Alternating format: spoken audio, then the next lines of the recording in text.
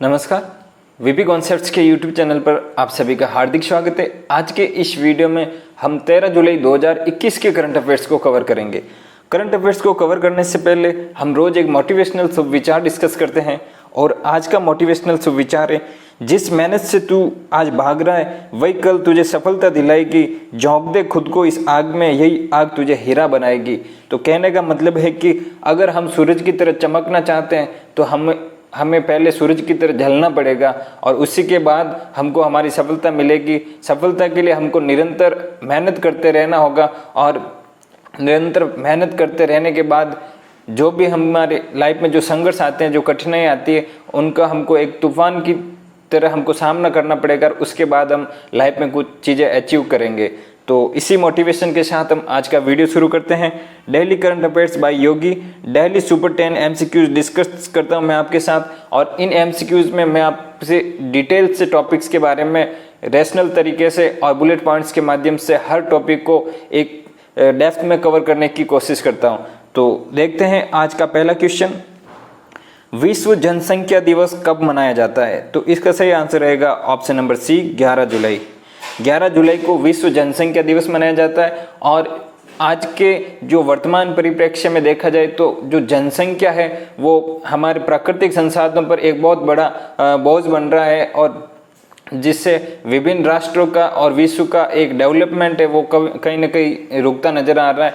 और जिस तरीके से हम विश्व में जैसे ग्लोबल वार्मिंग वगैरह जो ऐसी समस्याएं देख रहे हैं तो उसमें भी कहीं न कहीं जनसंख्या की जो ये बढ़ोतरी है इसका बहुत बड़ा हाथ है। अब देखें तो सबसे पहला विश्व जनसंख्या दिवस ये 1990 में मनाया गया था और इसका जो मेन मोटो था ये बढ़ती जनसंख्या को रोकना एवं इसके प्रति लोगों में जागरूकता पैदा करना था।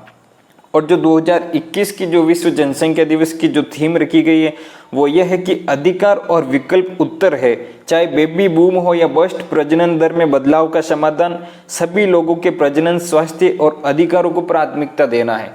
तो जो इस बार जो ये जनसंख्या दिवस मनाया गया था इसमें जो मैक्सिमम जो लक्ष्य जो रखा गया कि भाई ज़्यादा से ज़्यादा जो प्रजनन दर है इसको कंट्रोल करना है और जो लोगों में स्वास्थ्य की भावना है वो स्वास्थ्य के प्रति जागरूकता डेवलप करनी है और मातृ मृत्यु दर और शिशु मृत्यु दर में एक कमी लाने के जरिए हम जनसंख्या को कंट्रोल कर सकते हैं। इसके अलावा जो भी यौन रिलेटेड जो एजुकेशन है या फिर जो गर्भ निरोधक की जो बारे में जो एजुकेशन है उसके बारे में लोगों को हम जागरूक करेंगे और इस जागरूक करने के साथ ही हम जनसंख्या के जो दबाव है इसको कम करने का एक प्रयास करेंगे और जागरूकता के माध्यम से ही लोग अवेयर होंगे और इसी माध्यम से जनसंख्या पर एक कंट्रोल स्थापित किया जा सकता है। भारत भी इस मामले में अछूता नहीं है। भारत और चीन टोटल विश्व की 30% जनसंख्या का हिस्सा रखते हैं। तो आप समझ सकते हैं कि एक बहुत बड़ी पॉपुलेशन यहाँ पे भारत और चीन के अंदर ही है और इसका कहीं ना कहीं नतीजा यहाँ पे हम हमारे डेवलपमेंट में देख सकते हैं। भारत में भी देख सकते हैं कि आज के टाइम में जो रोजगार सबसे बड़ा मुद्दा है उसमें सबसे बड़ा जो अगर कोज देखा जाए तो जनसंख्या काफ़ी सबसे बड़ा कोज है, जिसकी वजह से गरीबी और जो हमारा जो नेचुरल समावेशी विकास है उसको भी करने में कहीं ना कहीं हमको दिक्कत आती है। अब हम देखते हैं क्वेश्चन नंबर 2। संगठन ऑक्सफैम की the hunger virus multiplies report के अनुसार विश्व में हर 1 मिनट में निम्न में से कितने लोगों की भूख के कारण मौत हो जाती है? तो इसका सही आंसर रहेगा ऑप्शन नंबर सी, 11 लोग।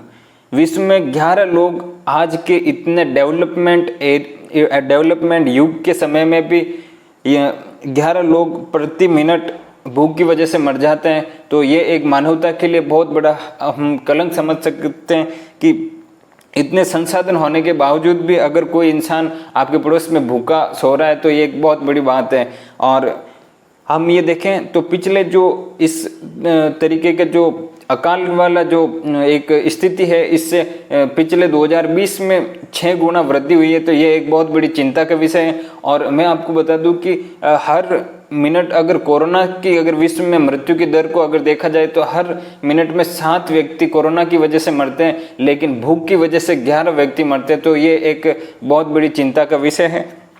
और इस पर जो ये संगठन है ऑक्सफैम, ये द हंगर वायरस मल्टीप्लाइज नाम से ये हर बार विश्व की जनसंख्या पर एक सर्वे करता है और उस सर्वे के अकॉर्डिंग वो जो भूखमरी की रिपोर्ट है वो रिपोर्ट तैयार करता है।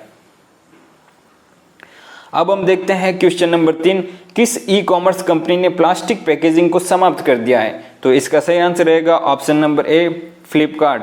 फ्लिपकार्ट एक ई कॉमर्स कंपनी है और जो फोनपे और मिंत्रा है ये इसकी सहायक कंपनियों में से हैं। अब हम देखते हैं क्वेश्चन नंबर 4, यूरो कप 2020 किसने जीता है? तो इसका सही आंसर रहेगा ऑप्शन नंबर सी, इटली।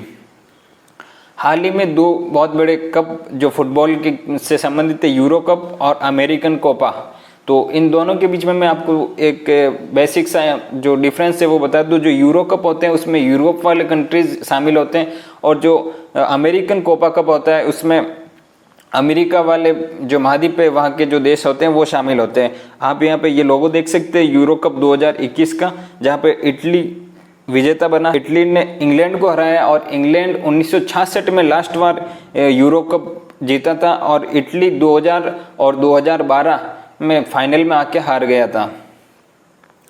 अब हम देखते हैं क्वेश्चन नंबर 5, हाल ही में ट्विटर ने भारत में अपना शिकायत अधिकारी किसे नियुक्त किया है? तो इसका सही आंसर रहेगा ऑप्शन नंबर सी, विनय प्रकाश।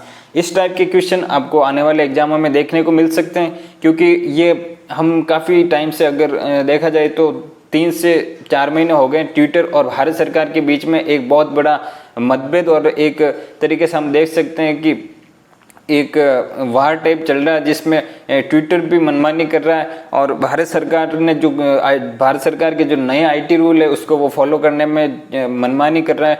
तो इसको लेकर आप ये मुद्दा काफ़ी गरमाया हुआ और चर्चा में है, तो इसको लेकर आपसे आने वाले एग्जाम में क्वेश्चन पूछा जा सकता है। इस वीडियो की जो पीडीएफ है वो आपको हमारे टेलीग्राम चैनल के माध्यम से मिल जाएगी, जो इस वीडियो के डिस्क्रिप्शन में मैंने आपको एक लिंक दे रखा है, वहाँ से आप टेलीग्राम चैनल को ज्वाइन करें और वहाँ से जो डेली करंट अफेयर्स की जो पीडीएफ होती है वो आंसर के साथ और भी स्टडी मटेरियल मैं वहाँ पे अपलोड करता रहता हूँ, तो आप वहाँ से इस चैनल को ज्वाइन कर सकते हैं और इस चीज़ का फ़ायदा उठा सकते हैं।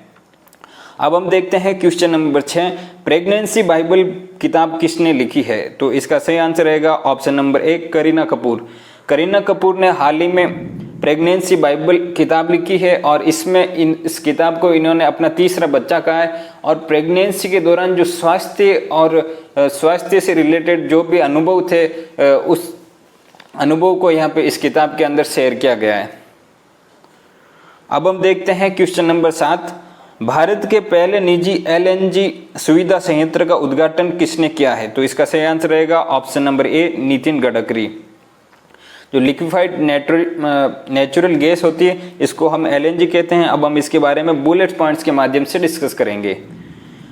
नागपुर जबलपुर हाईवे के पास केम्पटी रोड पर ये एलएनजी का जो संयंत्र है यहाँ पे ये स्थापित किया गया है और केंद्र सरकार प्राकृतिक ईंधन के विकल्प के रूप में इथेनॉल, इलेक्ट्रिक और सीएनजी और एलएनजी को बढ़ावा देने का प्रयास कर रहा है, जिससे जो भारत का जो कच्चे जो तेल है उस पर जो एक निर्भरता काफ़ी ज़्यादा बनी हुई है उसको कम किया जा सके। और इसी के पर्पज़ को लेकर यहाँ पे जो नितिन गडकरी जी ने यहाँ पे ये जो संयंत्र है यहाँ पे स्थापित किया और यहाँ पे उद्घाटन इसका किया गया जो भारत सरकार के द्वारा स्थापित है। कृषि उत्पादों से बायो एथेनॉल उत्पादन के प्रयोग में सफल रहे हैं। यहाँ पे जो नितिन गडकरी है इन्होंने बताया कि जो कृषि के उत्पाद है इनसे हम बायो एथेनॉल को प्रोड्यूस करने में सफल रहे हैं। जो सबसे ज़्यादा अगर देखा जाए तो जो विदर्भ जो धान की खेती के लिए बहुत ज़्यादा फेमस है, वहाँ से जो धान की जो भूसी होती है उससे एथेनॉल बनाने का कार्य किया जाता है। जो यहाँ पे मैंने एक वर्ड आपको समझाया है, फ्लेक्स इंजन नाम से एक वर्ड दिया मैंने यहाँ पे। तो जो फ्लेक्स इंजन होता है वो जो पेट्रोल और एथेनॉल इन दोनों का एक कॉमन रूप है, जिसमें जो गाड़ियों में इंजन के रूप में इसको काम में लिया जाएगा।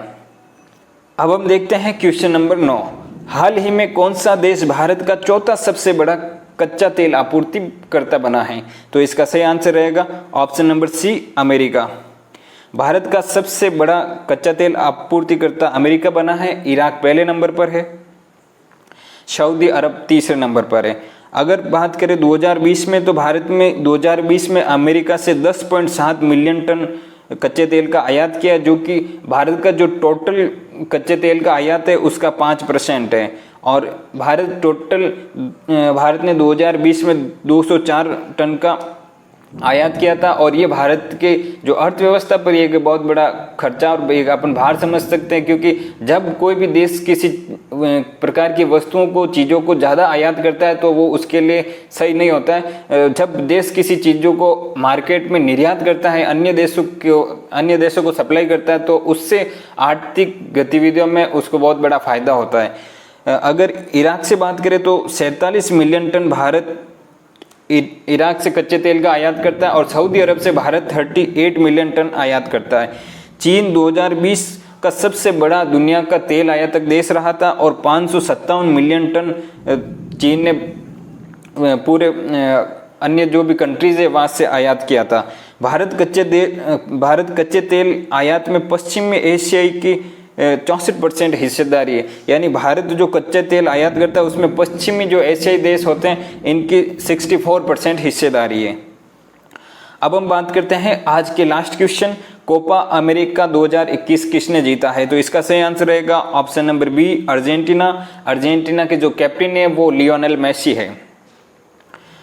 अब हम बात करते हैं इसको बुलेट पॉइंट्स के माध्यम से समझने की। तो जो ये कोपा अमेरिका का जो फाइनल है वो मरकाना स्टेडियम में खेला गया था, जिसमें ब्राज़ील को अर्जेंटीना ने 1-0 से हराया था, और ये फाइनल ब्राज़ील वर्सेस अर्जेंटीना के बीच में खेला गया था। अर्जेंटीना ने कोपा अमेरिका का ये 15वां कप जीता है, और इसी के साथ ही जो अर्जेंटीना इसने उरुग्वे की बराबरी कर ली है, जिसने 15 बार कोपा अमेरिका का खिताब अपने नाम किया था। आपको मैंने ये मैप सामने समझाया, और इस मैप को आप देख सकते हैं। ये दक्षिणी अमेरिका का ब्राज़ील एक देश है। ब्राज़ील और अर्जेंटीना ये दोनों दक्षिणी अमेरिका के जो देश है, जहाँ पे आप अर्जेंटीना यहाँ पे देख सकते हैं। और जो अर्जेंटीना की जो राजधानी है वो ब्यूनस आयर्स है, और इसकी जो मुद्रा है वहाँ पे वो पैसो है। यानी जैसे भारत में हमारी मुद्रा हम देख सकते हैं रुपया है, तो जो अर्जेंटीना की जो मुद्रा है वो पैसो है। अगर राष्ट्रपति की बात की जाए तो अल्बर्टो फर्नांडिज यहाँ के जो राष्ट्रपति है, और जो ब्राज़ील है वो अर्जेंटीना के उत्तर में स्थित है। और अगर दक्षिण अमेरिका की बात करें तो अर्थव्यवस्था के मामले में अर्जेंटीना दूसरा सबसे बड़ा देश है। अगर लैटिन अमेरिका के बारे में बात करें तो ब्राज़ील जो अर्जेंटीना है वो दूसरे नंबर पर है, और जो ब्राज़ील है वो पहले नंबर पर आता है। तो ये था आज का करंट अफेयर्स का वीडियो। अगर आपको ये वीडियो पसंद आया तो आप इस वीडियो को लाइक कीजिए, अपने व्हाट्सएप ग्रुप्स, फेसबुक ग्रुप्स, और जहाँ पे भी आपके अन्य ग्रुप्स हो वहाँ पे आप इसको शेयर कीजिए, और इस चैनल को सब्सक्राइब करना ना भूलें। और मिलते हैं इसी के साथ ही नेक्स्ट वीडियो में नए वीडियो के साथ। अगर आपको इस वीडियो की PDF चाहिए तो आप वीडियो के डिस्क्रिप्शन में मैंने आपको लिंक दे रखा है, आप वहाँ से डाउनलोड कर सकते हैं। तो मिलते हैं, तब तक नमस्कार, जय हिंद।